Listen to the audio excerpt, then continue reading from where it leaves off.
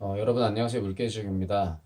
오늘 저희 구독자분 중에 생활체육 지도사 실기 시험을 보고 오신 분들이 계세요. 이 생활체육 지도사가 뭐냐면 과거에는 생활체육 지도자 자격증이었는데 이게 명칭이 바뀌면서 기존에 3급이었던 분들이 다 2급으로 바뀌었고요.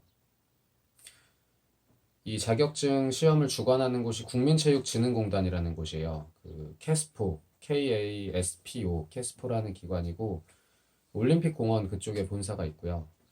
어, 거기서 운영하는 스포츠 센터도 있어요. 분당에도 있고 일산에도 있고 올림픽 공원에 있는 그 센터도 올림픽 스포츠 센터라고 이름이 붙여져 있고 거기서 운영을 하고 있고 인천의 드림파크 요 근래에 다이빙 사고가 났던 그 수영장도 그쪽에서 주관을 하고 있는데 저는 그 일단 생체 자격증에 대해서 설명을 좀 간략히 드리면 수영 지도자를 꿈꾸시는 분들이 가져야 되는 가장 좋은 자격증이라고 말씀드릴 수가 있는 게 이게 없어도 강습 생활, 강사 생활 시작하실 수도 있어요. 제가 아는 분들도 없이 많이 하시고 뭐 사설 수영장이라든가 어린이 수영장 이런 데는 꼭 이런 걸 필요로 하진 않지만 있으면 좋고요.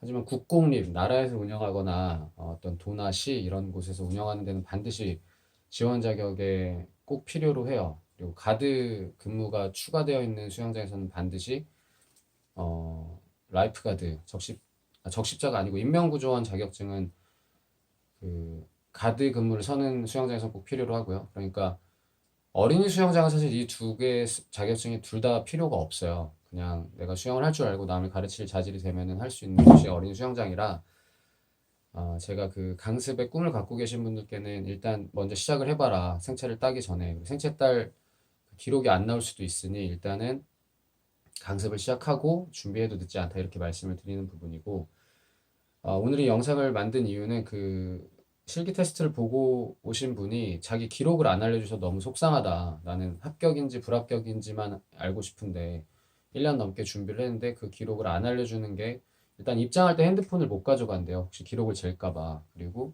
끝난 뒤에도 안 알려준다는데 제 기억에 저는 이걸 딴 지가 거의 이제 뭐 10년 실기 테스트를 본 지가 한 7, 8년이 됐는데 저는 그때 모였던 모든 분들 중에 실기가 그 기록이 전체 2등이었어요. 1등 하셨던 분이 선출이가 워낙 빠르셔서 뭐 이거는 근데 기록은 1분 30초 안으로만 들어오면 합격이에요. 막 더 빠르다고 더 높은 점수가 주어지고 이런 게 아니에요.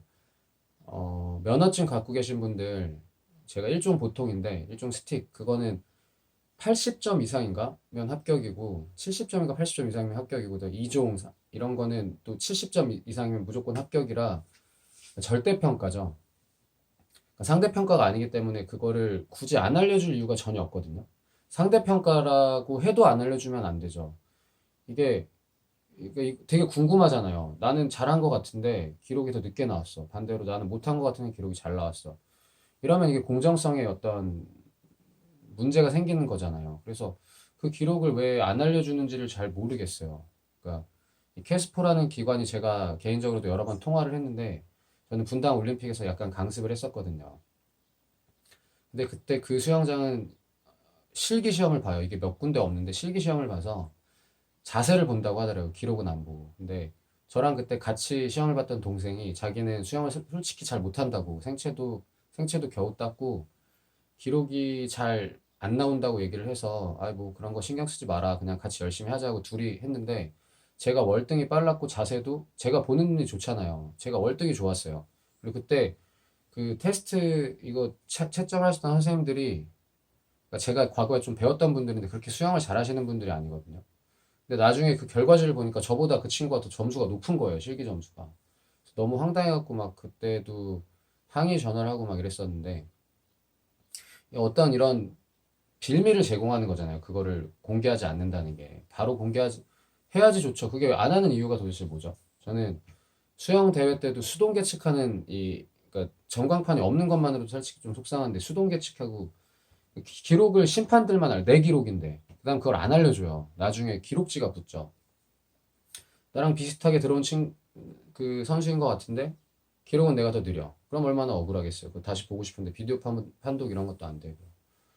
그러니까 이 실기 테스트까지 간 것만도 대단하신 거죠. 어쨌든 필기를 합격하신 거니까. 저 때는 실기를 제일 먼저 보고, 그다음 그날 같은 날 구술을 보고, 그다음에 연수 들어가고 마지막에 필기였거든요. 저는 필기가 되게 어려웠었어요.